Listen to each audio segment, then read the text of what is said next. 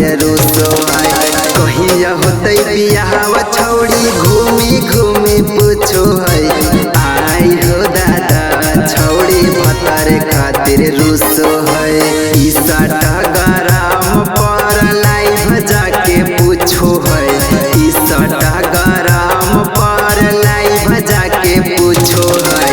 आई हो दादा छौड़ी भतार खातिर रुसो है। आई हो दादा छौड़ी भतार खातिर रुसो है।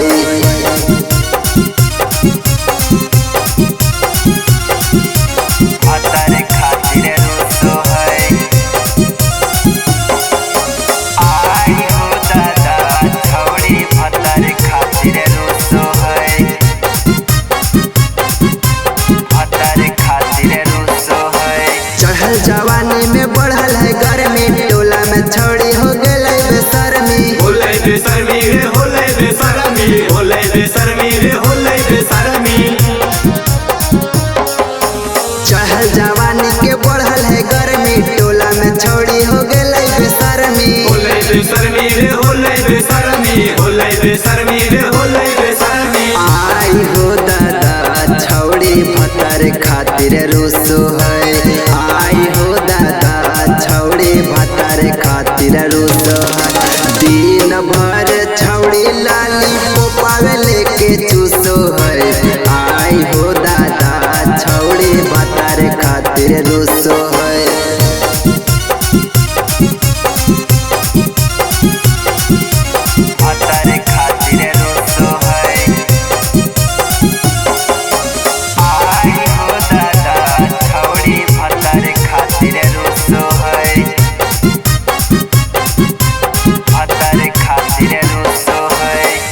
धीरज मारे ले चल भागा के, रात भर सुती है रे तकिया लगा के। तकिया लगा के रे तकिया लगा के, तकिया लगा के रे तकिया लगा के।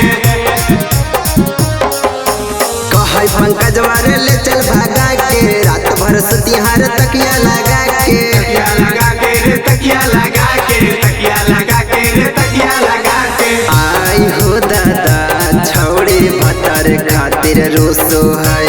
आई हो दादा छौड़ी भतार खातिर रुसो है। लामा का गजरवा लेके अपने से ठुसो है। आई हो दादा छौड़ी भतार खातिर रुसो है।